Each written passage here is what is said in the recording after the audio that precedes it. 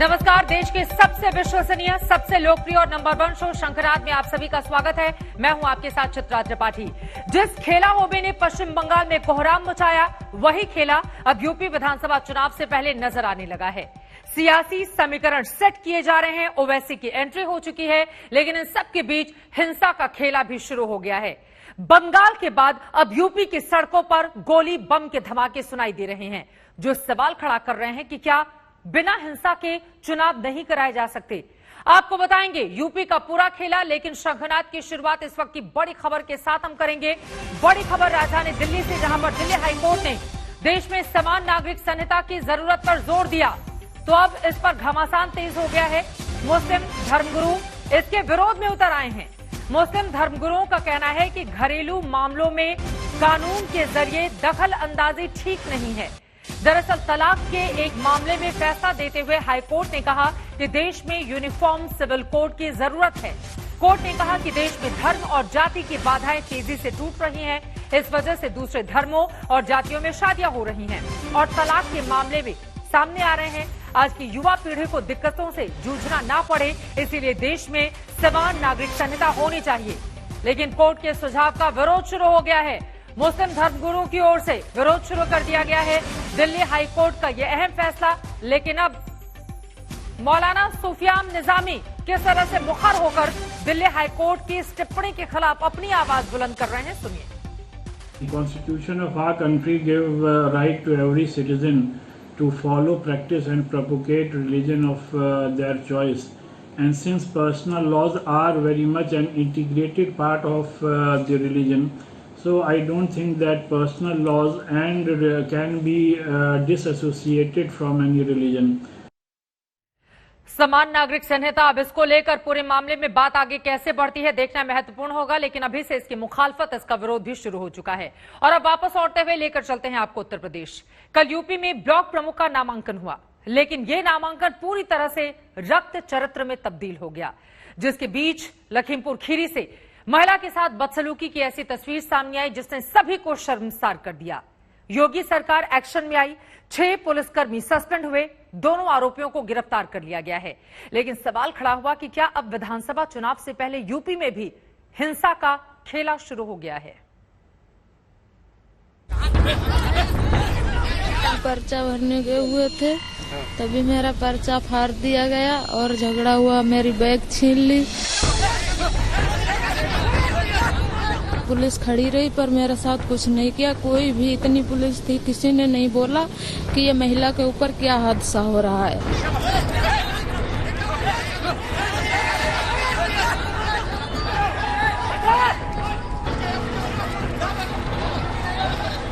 जो उत्तर प्रदेश में हुआ है वो मुख्यमंत्री जी के इशारे पर भारतीय जनता पार्टी के लोगों ने गुंडाई की है। इतनी गुंडागर्दी चुनाव में कभी नहीं हुई होगी जिस तरह की भारतीय जनता पार्टी ने की है। तो वो महिला अभी यहाँ समाजवादी पार्टी के दफ्तर में आई हुई हैं, उनसे जाकर पूछिए उनको कौन रोक रहा था। उन्हीं के पार्टी के लोग उनको खींच कर ले जा रहे थे कि कोई दूसरा उनका प्रत्याशी था जो पर्चा भरना चाहता था।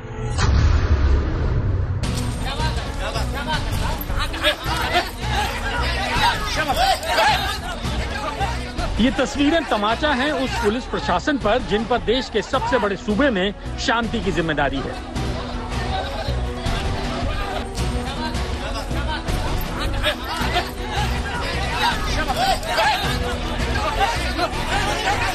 ये तस्वीरें तमाचा हैं उन सियासतदानों पर जो महिला सुरक्षा की बात करते हैं।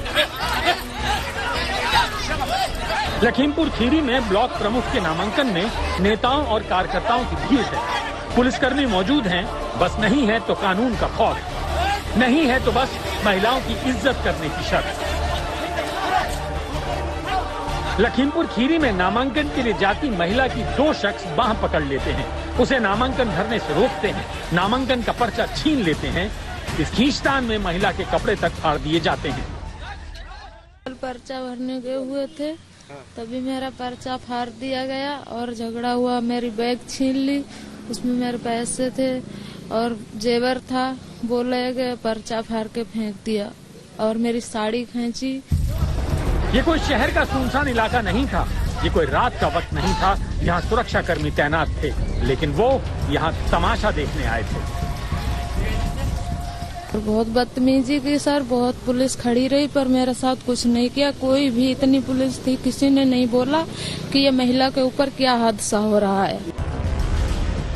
लखीमपुर खीरी में शर्मसार करने वाली इस घटना की गूंज लखनऊ की सियासी गलियों में गूंजी। एसपी की दोनों महिला प्रत्याशी पार्टी अध्यक्ष अखिलेश यादव से मुलाकात करने लखनऊ पहुंची, जहां उन्होंने अपनी आप बीती सुनाई, जिसके बाद अखिलेश यादव ने बीजेपी पर ताबड़तोड़ हमले शुरू कर दिए। जो उत्तर प्रदेश में हुआ है वो मुख्यमंत्री जी के इशारे पर भारतीय जनता पार्टी के लोगों ने गुंडई की है। इतनी गुंडागर्दी चुनाव में कभी नहीं हुई होगी जिस तरह की भारतीय जनता पार्टी ने की है। इसके लिए अगर कोई दोषी है तो प्रशासन के लोग दोषी हैं। उस बहन के साथ जो अन्याय हुआ, जो अपमानित होना पड़ा है, समाजवादी पार्टी पूरी ईमानदारी से के साथ उसके साथ खड़े है। समाजवादी पार्टी का ये आरोप ही नहीं और ये सच्चाई है कि उसके साथ जो व्यवहार हुआ है उसमें भारतीय जनता पार्टी के कार्यकर्ता नेता शामिल थे। उनके खिलाफ कार्रवाई हो। एसपी ने बीजेपी को घेरना शुरू किया तो बीजेपी ने भी पलटवार किया और इस हिंसा को एसपी की अंदरूनी कलह बता डाला।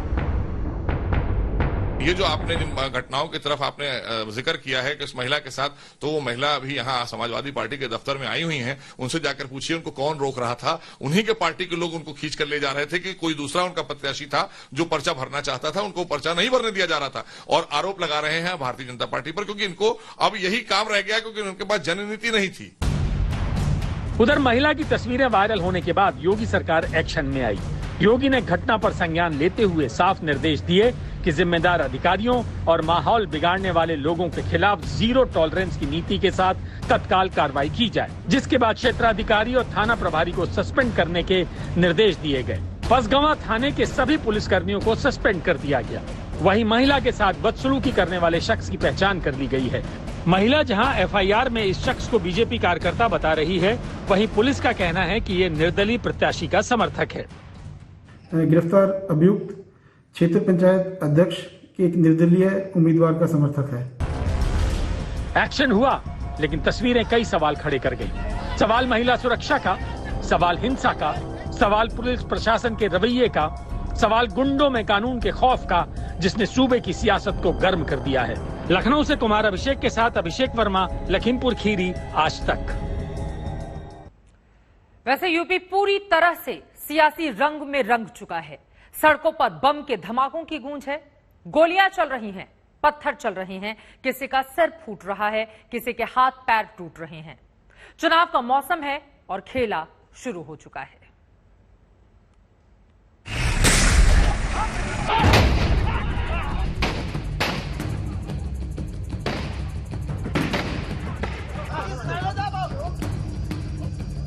के ब्लॉक में किया जा रहा है। को काटने फेंक देंगे, जबरदस्ती करी तो।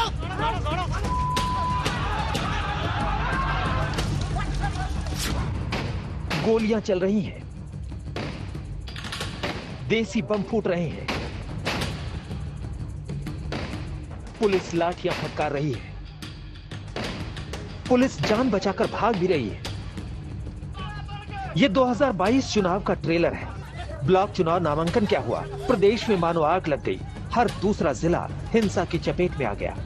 गोली बम पत्थर बरसने लगे, किसी का सिर फूट गया तो किसी के हाथ पैर। ये उत्तर प्रदेश का सीतापुर है, जहां ब्लॉक प्रमुख चुनाव के नामांकन के दौरान कल हिंसा का जमकर तांडव हुआ। बताया जाता है कि सीतापुर के कसमंडा ब्लॉक में यह हिंसा सत्ता पक्ष की प्रत्याशी गुड्डी देवी और निर्दलीय चुनाव लड़ रही मुन्नी देवी के समर्थकों के बीच हुई। निर्दलीय प्रत्याशी के 3 समर्थक इस झड़प में जख्मी हुए हैं। एटा के मारहरा ब्लॉक की ये तस्वीरें देखिए। सैकड़ों की संख्या में मौजूद भीड़ यहाँ पथराव करती नजर आ रही है। इस पथराव में आज तक संवाददाता समेत कई मीडियाकर्मी जख्मी हो गए। पूरे बवाल में पुलिस मूक दर्शक बनी रही। फतेहपुर के तेलियानी ब्लॉक का ये वीडियो देखिए। पुलिस के सामने यहाँ भी बवाल मचा है। हाथापाई हुई, तोड़फोड़ हुई, पूरा बवाल मचा। पुलिस से भिड़े शख्स पर गौर कीजिए, कमर में कट्टा लटका हुआ है। आरोप है कि बीजेपी समर्थक बीडीसी को खींचकर ले जाने की कोशिश कर रहे थे। इसी पर बीजेपी और समाजवादी पार्टी समर्थकों में भिड़ंत हो गई। कानून व्यवस्था पर सवाल खड़े हुए तो सियासत भी गर्म हो गई। भारतीय जनता पार्टी ने अपने गुंडों को खुली छूट दी है और मैं आपको कह सकता हूं पूरी तरीके से प्रशासन के लोग इसमें जिम्मेदार हैं, वो शामिल थे। कई जगह से ब्लॉक प्रमुखों से ये खबर आ रही है कि भारतीय जनता पार्टी के लोगों को अंदर बैठाया हुआ था। जब अपना पर्चा देने गए या पर्चा को भरने गए, उसी समय वहां से निकल करके आए और उन्होंने मारपीट की। इस सीमा तक भारतीय जनता पार्टी गई है। ऐसा लोकतंत्र में कभी नहीं हुआ होगा जो भारतीय जनता पार्टी की सरकार ने किया है, गुंडों को खुली छूट दी है। काहे की इंसाफी, कहाँ इंसाफी? अगर कहीं कोई घटना घटी है तो जो दोषी होंगे उनके खिलाफ कड़ी कार्रवाई होगी। अगर एक दो जगह कहीं हिंसा की बात या कहीं विवाद की बात आती है तो भारतीय जनता पार्टी की ये सरकार है, वो किसी को बख्शने वाली नहीं, चाहे वो किसी भी विचारधारा का, किसी भी पार्टी का सदस्य क्यों ना हो, चाहे वो बीजेपी के सदस्य क्यों ना हो। पार्टी अगर कोई कानून को अपने हाथ में लेता तो उसके खिलाफ कार्रवाई करती है। इस बीच मायावती ने एक तीर से दो निशाने साधे। हिंसा को लेकर जहां उन्होंने बीजेपी को घेरा तो एसपी के कार्यकाल की याद भी दिला दी। यूपी पंचायत चुनाव में बीजेपी द्वारा पहले जिला पंचायत अध्यक्ष और अब ब्लॉक प्रमुख के चुनाव के दौरान भी सत्ता और धनबल का घोर दुरुपयोग और हिंसा आदि जो हो रही है, वह एसपी शासन की ऐसी अनेकों यादें ताज़ा कराता है। इसलिए बीएसपी ने इन दोनों अप्रत्यक्ष चुनावों को नहीं लड़ने का फैसला लिया है। बंगाल के जख्म अभी भरे नहीं है कि यूपी में हिंसा की तस्वीरें सवाल खड़ा कर रही हैं। क्या चुनाव का मतलब अब हिंसा हो चुका है? आखिर क्यों पुलिस प्रशासन हिंसा रोकने में नाकाम रहता है? आखिर क्यों राजनीति का चरित्र लाल होता जा रहा है? आज तक ब्यूरो।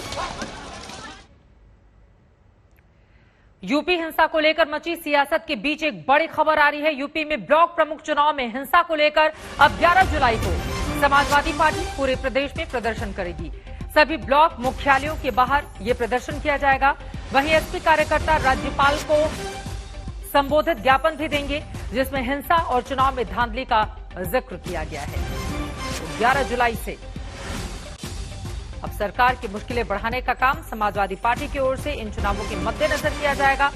राज्यपाल को संबोधित ज्ञापन सौंपेंगे कार्यकर्ता और जगह जगह प्रदर्शन भी किया जाएगा। वैसे ब्लॉक प्रमुख के चुनाव में हुई हिंसा को लेकर अखिलेश यादव योगी सरकार पर हमलावर हैं। इसी बहाने अखिलेश यूपी में तमाम छोटे दलों को बीजेपी के खिलाफ मोर्चेबंदी का न्योता भी दे रहे हैं।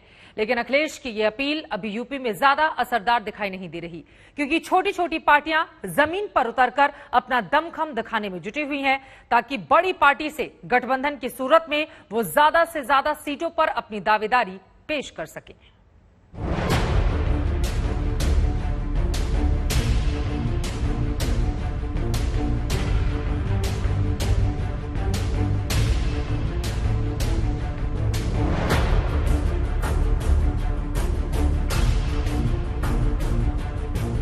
ऐसे जितने लोग हैं जो विकास की राजनीति करना चाहते हैं, जो लोग भारतीय जनता पार्टी को हटाना चाहते हैं, उन सब दलों को समाजवादी पार्टी साथ लेगी।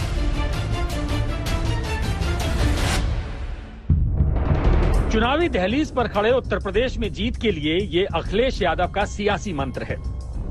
छोटे छोटे दलों को साथ लाना और इसी के दम पर बीजेपी को मात देने का समीकरण बनाना। इसी कोशिश के तहत समाजवादी पार्टी हर छोटे दल पर डोरे डाल रही है और अखिलेश उन्हें बीजेपी के खिलाफ मोर्चाबंदी का न्योता दे रहे हैं। हमें खुशी है कि लोग भारतीय जनता पार्टी को हटाना चाहते हैं और विकास पर काम करना चाहते हैं। तो ऐसे जितने लोग हैं जो विकास की राजनीति करना चाहते हैं, जो लोग भारतीय जनता पार्टी को हटाना चाहते हैं, उन सब दलों को समाजवादी पार्टी साथ लेगी।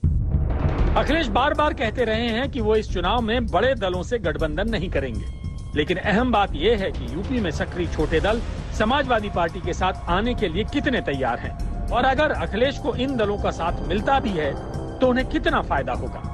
फिलहाल यूपी में तमाम छोटे दल अपनी दावेदारी मजबूत करने में जुट गए हैं और इसमें सबसे ज्यादा एक्टिव हैं ओम प्रकाश राजभर और उनके सहयोगी असदुद्दीन ओवैसी। दोनों संख्या बल का हवाला देकर बीजेपी को हराने का दम भर रहे हैं, लेकिन अखिलेश के न्योते पर अभी उनका कोई ध्यान नहीं है। हम लोग धरातल पे अपने अपने संगठन को मजबूत कर रहे हैं। सीटों के संबंध में हम लोग बैठ करके उसको तय कर लेंगे, अभी समय उसमें। सिर्फ हम लोग अपने अपने विधानसभा जहां जहां जिसको तैयारी कर रहे हैं, जो मजबूत सीटें हैं वहां जो लड़ना चाहते हैं वो पार्टी अपना काम कर रही है। हम जनाब ओम प्रकाश राजभर साहब का भागीदारी संकल्प मोर्चा के हिस्सा हैं और इसमें जो वंचित समाज के कई समाज हैं जिनको ओम प्रकाश राजभर साहब ने उनको जमा किया है और भी दूसरे पॉलिटिकल पार्टीज हैं, हम भी उसका हिस्सा हैं और मुझे यकीन है कि ये एक बेहतरीन विकल्प के तौर पर उभर रहा है और ये सही मानों में ही हिंदुत्व की ताकतों को मुकाबला कर सकता है। छोटे दलों को साथ लाने के पीछे अखिलेश यादव का पूरा गणित ओबीसी वोटरों पर पार्टी की पकड़ फिर से मजबूत करना है, क्योंकि पिछली बार गैर यादव ओबीसी वोट बीजेपी के पाले में जाने से अखिलेश को यूपी की सत्ता गंवानी पड़ी थी। ये हाल तब था जब अखिलेश कांग्रेस के साथ चुनावी मैदान में उतरे थे और ये गठबंधन जमीन पर कोई असर नहीं दिखा सका था। लोकसभा चुनाव में अखिलेश मायावती के साथ आए, तब भी समाजवादी पार्टी सिर्फ 5 सीटें ही हासिल कर सकी थी। ऐसे में सवाल ये भी है कि जब इतने बड़े दलों का साथ अखिलेश को बड़ा फायदा नहीं दिला सका, तो छोटे छोटे दलों का साथ जीत की कितनी गारंटी दे पाएगा। छोटे दलों को साध कर जीत के अखिलेश के दावे पर पुराने सहयोगी पहले ही हमला बोल चुके हैं। आगामी यूपी विधानसभा चुनाव अब ये पार्टी किसी भी बड़ी पार्टी के साथ नहीं बल्कि छोटी पार्टियों के गठबंधन के सहारे ही लड़ेगी। ऐसा कहना और करना एसपी की महालाचारी नहीं तो और क्या है। इन हमलों पर सवाल हुआ तो अखिलेश ने कह दिया कि वो मायावती का ट्वीट ही नहीं देखते। देखिए, मैं किसी का ट्वीट उसका नहीं ट्वीट देखता हूं जो खुद ट्वीट न करता हो। और ट्वीट पे क्या लिखा जा रहा है ये हो सकता है उनके विचार हैं, लेकिन समाजवादी पार्टी उनका हमेशा सम्मान करती रही और हम आगे भी सम्मान करेगी। लेकिन मायावती नहीं, अब जन अधिकार पार्टी के अध्यक्ष पप्पू यादव ने भी अखिलेश पर केवल जबानी राजनीति करने का आरोप लगाते हुए तंज किया है। बाबू अखिलेश यादव जी, आपसे ना हो पाएगा सड़क पर संघर्ष। बड़े दलों से किनारा कर अखिलेश बीजेपी के खिलाफ छोटे छोटे दलों का मोर्चा बनाने की कोशिश में हैं, लेकिन बीजेपी का साफ कहना है कि ऐसी कोई भी कोशिश कामयाब नहीं होने वाली। पहले भी सपा ने, बसपा ने, माकपा ने, कांग्रेस ने, सबने चुनौती दी और पराजित हुए। अब 1-2 दल और आ गए हैं, वो भी चुनौती देंगे, सब मिलकर लड़े तब भी पराजित होंगे। भारतीय जनता पार्टी कार्यकर्ता आधारित पार्टी है। निचले बूथ स्तर तक के कार्यकर्ताओं के आधार पर अपनी नीति और सिद्धांतों के आधार पर काम करती है और उसी के आधार पर जनता के दरबार में जाती है। चुनावी माहौल के बीच अखिलेश यादव इसी कोशिश में हैं कि वो पूरी मजबूती से बीजेपी के खिलाफ मैदान में उतरें, लेकिन यूपी के रण में कौन से दल मैदान में उनके साथ होंगे, ये बात साफ होने में अभी थोड़ा समय लगेगा। लखनऊ से संतोष कुमार और अभिषेक मिश्रा के साथ कुमार अभिषेक, आज तक। यूपी चुनाव में हाथ आजमाने के लिए उतरे ओवैसी के मिशन की शुरुआत ही विवाद से हुई है। महमूद गजनवी के भांजे की मजार पर ओवैसी ने चादर चढ़ाई तो सूबे की सियासत में बखेड़ा शुरू हो गया। खुद ओवैसी के सहयोगी ओम प्रकाश राजभर पर भी बीजेपी ने सवाल खड़े कर दिए हैं, लेकिन इस विवाद के बीच ओवैसी मुस्लिम वोटों की ताकत के सहारे यूपी में बड़ा खेल करने का दम भर रहे हैं।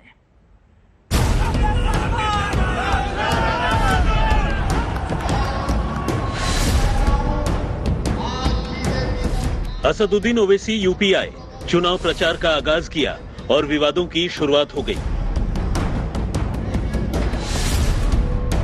सैयद सालार मसूद गाजी की दरगाह पर ओवैसी ने चादरपोशी की तो यूपी में मजार बनाम स्मारक वाली सियासत शुरू हो गई। बीजेपी ने सवाल किया कि आखिर महमूद गजनवी के भांजे की मजार पर चादर चढ़ाने का मकसद क्या है। पूरे राजभर समाज का अपमान है, पूरे देश को प्यार करने वालों का अपमान है, देश के लिए जिन लोगों ने कुर्बानी दिया उनका अपमान है। आप हमसे पूछना चाह रहे हैं, सैयद सालार मसूद जो एक आक्रांता था, देश पर आक्रमण करने वाला था, जिसने लाखों हजारों हिंदुओं की गर्दन काटने का जिसके ऊपर आरोप था, देश पर आक्रमण करने का जिसके ऊपर आरोप था, ऐसे लोगों की मजार पर जाकर ये ओवैसी और ओम प्रकाश राजभर ये कौन सी राजनीति कर रहे हैं। दरअसल गुरुवार को ओवैसी बहराइच आए थे। पहले उन्होंने दफ्तर का उद्घाटन किया और फिर सैयद सालार की दरगाह पर गए। अब ओवैसी का इस मजार पर जाना बड़ा मुद्दा बन गया है, क्योंकि सैयद सालार मसूद गाजी महमूद गजनवी का भांजा था। महमूद गजनवी ने भारत पर 17 बार आक्रमण किया था। 1034 में महाराजा सुहेल देव ने मसूद गाजी को युद्ध में मारा था। यानी ओवैसी ने उस सालार मसूद गाजी की मजार पर सजदा किया जिनसे सुहेल देव का युद्ध हुआ था। वो सुहेल देव जिनके नाम की राजनीति ओम प्रकाश राजभर करते रहे हैं, और अब बीजेपी इसी बहाने ओम प्रकाश राजभर को घेर रही है। ये लोग क्या करना चाहते हैं? समाज ऐसे लोगों को कभी माफ करेगा? अपने राजनीतिक स्वार्थ में इतना अंधे हो गए हैं लोग।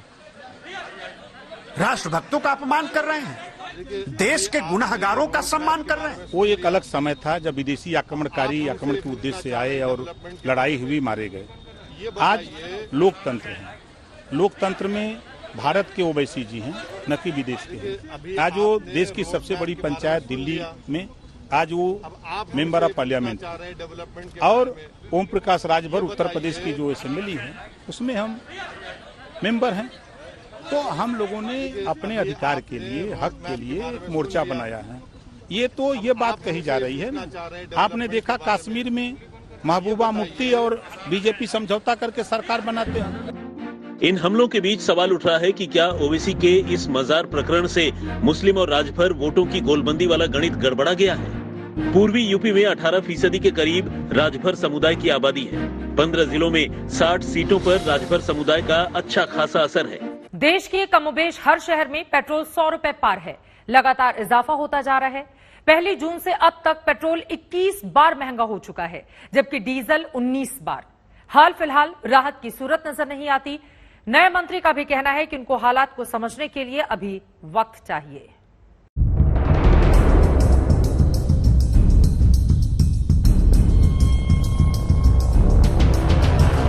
पेट्रोल की शहर शहर ताबड़तोड़ सेंचुरी लग चुकी है। दिल्ली 100 रुपए पार, मुंबई 100 पार, जयपुर 100 पार, पटना में भी 100 पार, कोलकाता में 100 पार, चेन्नई में 100 पार, हैदराबाद में 100 पार, भोपाल 100 पार। शहर शहर यही हाल है। उंगलियों पर गिनने लायक भी शहर नहीं बचे हैं जहां पेट्रोल 100 रुपए लीटर से भी कम हो। कहीं रेट 106 से 107 हैं, तो कहीं 111 रुपए तक पेट्रोल बिक रहा है। लोग गुस्से में हैं, कसमसा रहे हैं। पेट्रोल की आग से जेब जल रही है। जरा शहरों के आज के रेट पर नजर दौड़ाइए। दिल्ली में रेट 100 रुपए 56 पैसे, मुंबई में 106 रुपए 59 पैसे, जयपुर में इससे भी ज्यादा 107 रुपए 37 पैसे, पटना में हर लीटर के लिए देने होंगे 102 रुपए 89 पैसे, कोलकाता में 100 रुपए 62 पैसे, हैदराबाद में 104 रुपए 50 पैसे और भोपाल में सबसे ज्यादा 108 रुपए 88 पैसे। डीजल भी आग उगल रहा है, सेंचुरी लगने ही वाली है। दिल्ली में रेट 89 रुपए 62 पैसे है, मुंबई में 97 रुपए 18 पैसे, जयपुर में डीजल 98 रुपए 74 पैसे में बिक रहा है, तो अहमदाबाद में 96 रुपए 48 पैसे में, पटना में डीजल का रेट 95 रुपए 14 पैसे है, चेन्नई में 94 रुपए 15 पैसे, भोपाल में तो हदें पार है। डीजल का सबसे ज्यादा रेट 98 रुपए 40 पैसे है। नए मंत्री हरदीप पुरी ने पद संभाला तो एक ही सवाल बार बार हुआ, रेट कब कम होंगे? पहले ही कह दिया था कि मुझे आप थोड़ा सा मौका दीजिए, जो अभी हमारे सामने इश्यूज हैं, to be briefed on them. I would have been surprised if you didn't ask about this question. मंत्री जी को वक्त चाहिए, पर देश भर में लोग सवाल कर रहे हैं कि जिए तो कैसे। असर ऐसे पड़ रहा है कि जो मान लीजिए सैलरीड है, उनकी सैलरी तो इंक्रीज नहीं हुई ना। अब जिसको मंथली मान लीजिए 3000 का पेट्रोल लगता है सेम सैलरी पे, अब उसको 4000 5000 का लग रहा है, तो लॉस तो उसी को है, बच क्या रहा उसको। पेट्रोल डीजल पर नाराज किसान प्रदर्शन कर रहे हैं। वडोदरा में टूर ट्रैवल वालों ने भाड़ा 20% बढ़ा दिया है।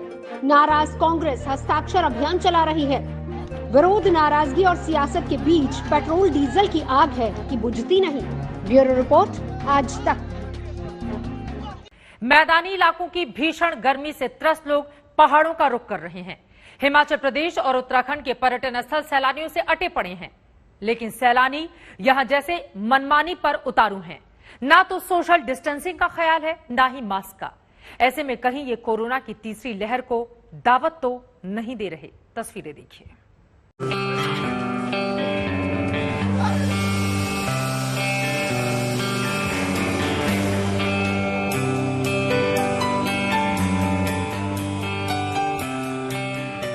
हसीन वादियां, ये ऊंचे पहाड़ और पहाड़ों पर लिपटी बर्फ की सफेद चादर, बदन में सिहरन पैदा कर देने वाली सर्द हवाएं, मैदानी इलाकों में चिलचिलाती गर्मी से राहत के लिए ये सैलानी पहुंचे हैं रोहतांग दर्रे पर। धरती पर स्वर्ग का नजारा ले रहे ये सैलानी गर्मी तो भूल ही गए हैं, लेकिन शायद ये भी भूल गए हैं कि कोरोना अभी कहीं गया नहीं है। कोरोना गाइडलाइंस की ये धज्जियां उड़ा रहे हैं। सोशल डिस्टेंसिंग की बात ही क्या करनी, चेहरों पर मास्क तक नहीं है। अलबत्ता बहाने बड़े बड़े हैं।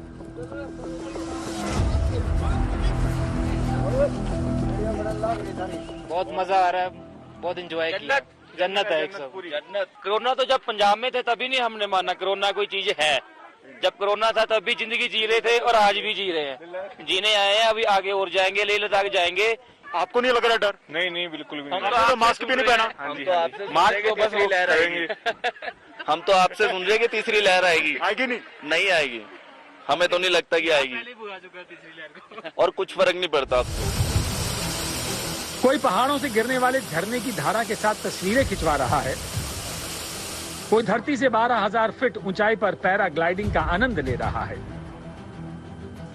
तो तमाम लोग 13,000 फीट की ऊंचाई पर बादलों के बीच घुड़सवारी का लुत्फ उठा रहे हैं। तपती जलती गर्मी को छोड़ ठंड के आगोश में आए ये लोग कोविड के खतरे को भूल गए हैं। मास्क का इन्हें ध्यान नहीं है।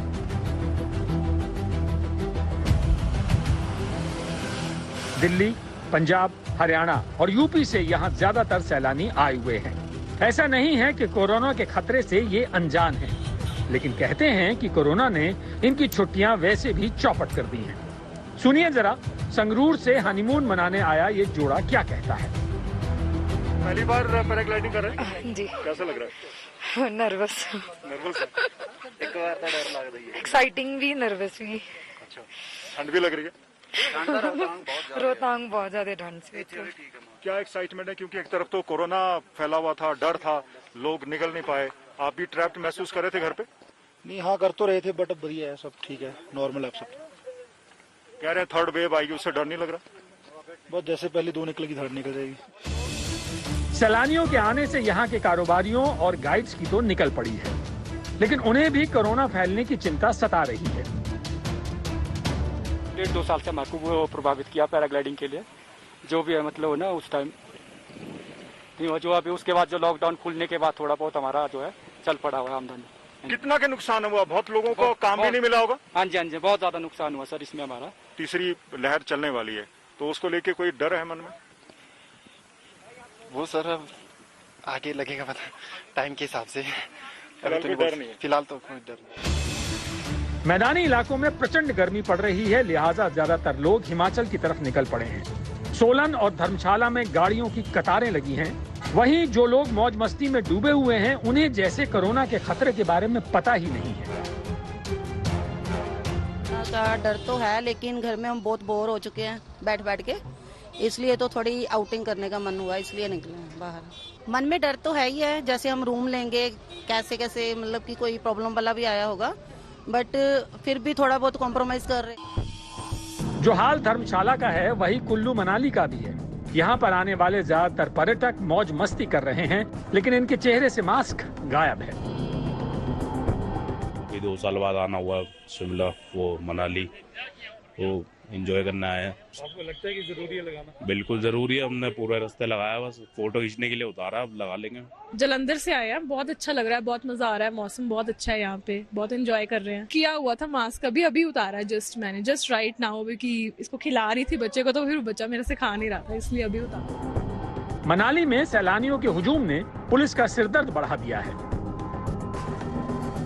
इस बीच धर्मशाला के मैक्लोडगंज से एक बच्चे का वीडियो वायरल हो रहा है, जिसमें वो प्लास्टिक का डंडा लिए लोगों से मास्क के बारे में पूछ रहा है।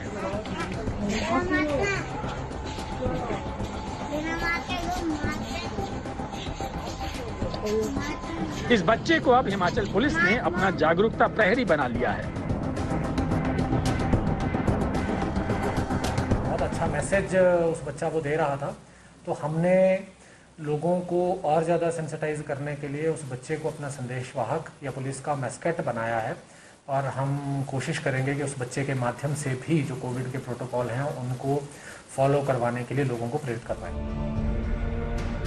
पुलिस के एक्शन और जागरूकता मिशन का असर भी कई जगह दिखाई दे रहा है। लोग मास्क लगाते नजर भी आ रहे हैं, लेकिन जिस तरह शिमला, धर्मशाला, कुल्लू और मनाली सैलानियों से ठसाठस है, जिस तरह से तमाम सैलानी कोविड प्रोटोकॉल की धज्जियां उड़ा रहे हैं, उससे तो यही लगता है जैसे ये कोरोना की तीसरी लहर को न्योता दे रहे हैं। धर्मशाला से मृत्युंजय के साथ मंजीत सहगल, रोहतांग पास, आज तक।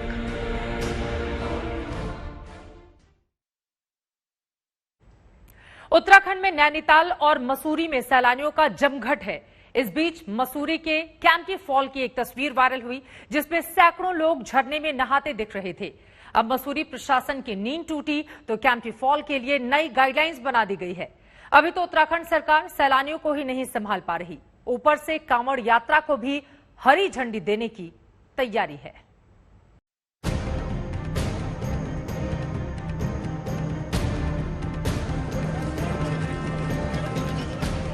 सर डर तो क्या, बस लोगों को थोड़ा संभल के चलना चाहिए, बाकी तो ऐसा कोई प्रॉब्लम वाली बात नहीं। कोरोना है आफ्टर 50 एज के बाद लगता है। नहीं, अच्छा 50 के बाद ही लगता है? 50 के बाद ही लग रहा है लोगों को। अब देखो हम सब जवान घूम ही रहे, कोई प्रॉब्लम ही नहीं है। ये डॉक्टर साहब हैं, गर्मी से उबकर रोहतांग पास पर तरावट लेने आए हैं। डॉक्टर होकर भी मास्क के बारे में ये क्या ज्ञान दे रहे हैं, जरा आप भी सुनिए। इम्यूनिटी पावर स्ट्रांग होनी चाहिए बस बॉडी। आप तो डॉक्टर ने अपने मास्क भी नहीं पहना हुआ। सर अब क्या करें, यहाँ पे पहले ऑक्सीजन कितनी कमी है, मास्क लगा के क्या करें बताओ। पहले ही इतनी ऑक्सीजन की कमी है, मास्क लगाएंगे और ज्यादा। चलिए आप डॉक्टर हैं सर, तीसरी लहर का खतरा आ रहा है, आप बताइए लोगों को क्या एडवाइस देंगे? सर बस थोड़ा सा ये है कि डिस्टेंस बना के चले, और सर मास्क की बात, सर जो अभी आपने मास्क लग रही है ये भी मास्क नहीं है, ये भी रेस्पिरेटर बोलते हैं इसको। मास्क तो सर दूसरा होता है, इसके 125 ट्रिलियन माइनस में होते हैं जो अपने वायरस होते हैं। अब ये वायरस तो रोकता नहीं है। ये तो महज बानगी है। पहाड़ों पर मौज मस्ती करने आए सैलानी तो कोरोना के खतरे को जैसे ताक पर रख चुके हैं। जरा देखिए मसूरी के इस कैंपटी फॉल पर जमा लोगों की भीड़ को। कैंपटी फॉल का ये वीडियो जब वायरल हुआ तो उत्तराखंड से लेकर दिल्ली तक की सरकारों में खलबली मच गई। स्वास्थ्य विभाग की प्रेस कॉन्फ्रेंस में भी ये वायरल वीडियो चलाया गया। आगाह किया गया कि कोरोना काल में इस तरह का खिलवाड़ भारी पड़ सकता है। हम आपके द्वारा फिर से विनती करना चाहते हैं, इस टाइप का कोई भी behaviour, is it not an open invitation for virus to infect us? क्या यह ओपन इन्विटेशन वायरस के लिए नहीं कि आप हमें इन्फेक्ट कीजिए? क्या जरूरी नहीं कि हम समझे कि स्प्रेड ऑफ इन्फेक्शन कम्युनिटी में हमारे इस activity lack of follow up of COVID appropriate behaviour से लिंक्ड है? हमें सबको फिर भी यह समझने की जरूरत है कि हम अभी भी सेकेंड वेव पूरी नहीं हुई है, हम अभी भी सेकेंड वेव से डील कर रहे हैं। मसूरी प्रशासन ने आनंद फानंद में कैंपटी फॉल के लिए दिशा निर्देश जारी कर दिए। इसके मुताबिक अब मसूरी के कैंपटी फॉल में एक बार में 50 टूरिस्ट ही जा सकते हैं। आधे घंटे में एक बार हूटर बजेगा। हूटर बजने के साथ ही सैलानियों को बाहर निकलना पड़ेगा। कोई भी सैलानी कैंपटी फॉल में आधे घंटे से ज्यादा नहीं रह पाएगा।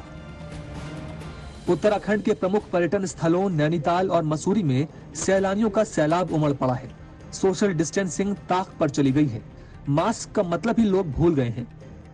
जिस तरह से कई चित्र ऐसे दिख रहे हैं कि काफी लोग बिना मास्क के साथ साथ चलना और झुंड में चलना और कहीं पर दिखाई दे रहे हैं, तो वो चिंता बढ़ाती है हम सबकी। इसलिए हम हाथ जोड़ के विनती ही कर सकते हैं और सरकारें अपनी तरफ से एहतियात बरत ही रही हैं। हाईकोर्ट ने 4 धाम यात्रा पर पाबंदी लगा दी है, लेकिन उत्तराखंड सरकार ने कांवड़ यात्रा पर पाबंदी हटाने के संकेत दिए हैं। 4 धाम यात्रा का मामला अभी न्यायालय के कारण से न्यायालय में चल रहा है, माननीय न्यायालय में है। और जो कांवड़ यात्रा है, कांवड़ यात्रा चूंकि अनेकों राज्यों का उसमें जो है एक साथ होता है कि एक राज्य की यात्रा नहीं है, उसमें उत्तर प्रदेश का भी मामला है, हरियाणा का भी है और दिल्ली की भी है। तो हम उन राज्यों से भी बात करने वाले हैं। उसके बाद जो भी निर्णय होगा उसको निर्णय करेंगे। अभी तो सैलानियों की आवक से ही उत्तराखंड में कोरोना प्रोटोकॉल की धज्जियां उड़ रही हैं। ऐसे में अगर कांवड़ यात्रा को हरी झंडी दे दी गई तो ये कोरोना की तीसरी लहर को खुला न्योता साबित हो सकता है। दिलीप सिंह राठौर, देहरादून, आज तक। कोरोना की दूसरी लहर हल्की पड़ी और लॉकडाउन में ढील मिली तो लोग मनमानी पर ही उतारू हो गए। नेताओं की रैलियां और सभाएं शुरू हो गई, जहां लोगों का जमघट लगने लगा है। कहीं अस्पताल में सैकड़ों लोगों की कतार लगी है तो कहीं टीका लगवाने के लिए लोग कोरोना प्रोटोकॉल को ताक पर रख रहे हैं।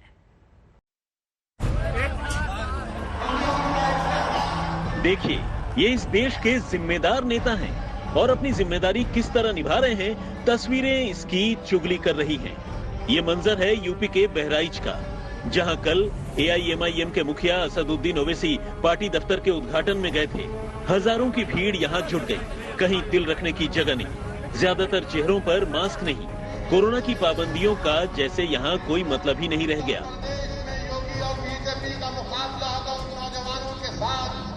जिनको 4.5 साल में बेरोजगारी का मुकद्दर बनाकर रख दिया। ये लखनऊ के राम मनोहर लोहिया अस्पताल के बाहर लोगों की भीड़ लगी है। अस्पताल में ओपीडी शुरू हो गई है। इसके साथ ही लोगों की कतारें लग गई हैं। मरीजों को दिखाने से पहले कोरोना का आरटीपीसीआर टेस्ट जरूरी हो गया है, लिहाजा लोगों को कड़ी मशक्कत का सामना करना पड़ रहा है। सैकड़ों लोग कतारों में खड़े हैं। सोशल डिस्टेंसिंग की धज्जियां उड़ रही हैं। लोगों का हाल बेहाल है। 4 दिन से सर हम सो पा रहे न जाग पा रहे हैं दर्द के मारे। अजय लोग कर रहे पहले कोविड जांच कराओ, कोविड जांच क्या है यार। नहीं भी जिसको रहेगा इतना तपत बुखार में उसका भी हो जाएगा। यहाँ से एक फार्म देंगे, वहाँ जाएगा सर 5 नंबर पर, फिर 5 नंबर से यहाँ जांच वाला बूथ पर देना होगा, फिर यहाँ से अब वहाँ जाएगा तो वो कल मिलेगा कि परसों मिलेगा, कोई ठिकाना नहीं। ये दिल्ली का सदर बाजार है, जहां लोगों की भीड़ लगी है। तमाम चेहरों पर मास्क है, लेकिन तमाम लोगों के मास्क उतरे हुए हैं। ये दमोह में टीकाकरण के लिए उमड़ी हुई भीड़ है। आप देख सकते हैं कि यहां सोशल डिस्टेंसिंग का क्या हाल है। कोरोना की दूसरी लहर के उतार के साथ लोग कोविड प्रोटोकॉल को धता बता रहे हैं। चाहे वो पहाड़ हो या मैदानी इलाके, जगह जगह लोगों की भीड़ बढ़ रही है। न तो सोशल डिस्टेंसिंग का पालन हो रहा है और न ही लोग मास्क लगा रहे हैं। गुरुवार को प्रधानमंत्री नरेंद्र मोदी ने आगाह किया था कि कोरोना का खतरा अभी टला नहीं है। मोदी ने अपने कैबिनेट के मंत्रियों से बातचीत करते हुए कहा था, लापरवाही के लिए कोई जगह नहीं होनी चाहिए। छोटी सी चूक के भी गंभीर नतीजे होंगे और ये गलती महामारी के खिलाफ लड़ाई को कमजोर कर सकती है। जो माननीय प्रधानमंत्री जी ने कहा है, हम सबका कर्तव्य बनता है कि हम उस आज्ञा को माने। उन्होंने प्रार्थना की है और हम भी प्रार्थना करते हैं कि जीवन बहुत कीमती है। कई लोग हमको छोड़ के चले गए हैं। कोरोना अभी तक गया नहीं है। तीसरी लहर की आशंका बनी हुई है। सरकार की चिंता स्वाभाविक है, क्योंकि विशेषज्ञों ने कोरोना की तीसरी लहर के लिए आगाह किया है। लोग ऐसे ही लापरवाह रहें तो तीसरी लहर के कहर से देश भला कैसे बच पाएगा। आज तक ब्यूरो। ये तस्वीरें हमारे लिए सबक है। इसी वजह से हमने कार्यक्रम का नाम दिया लापरवाही की आगे तीसरी लहर है। खुद को बचाइए और किसी भी भीड़ का हिस्सा मत बनिए। हमारी इस पेशकश में अभी के लिए बस इतना ही। देश और दुनिया की बाकी खबरों के लिए आप देखते रहिए आज तक। हरियाणा के पंचकुला में रहने वाली 6 साल की आरना ने अपनी याद रखने की खूबी से वर्ल्ड रिकॉर्ड बना दिया है। पहली क्लास में पढ़ने वाली आरना ने 1 मिनट में सबसे ज्यादा एयरलाइंस को पहचानने का रिकॉर्ड कायम किया है। इसके बाद आरना को इंटरनेशनल बुक ऑफ रिकॉर्ड्स में जगह मिली है।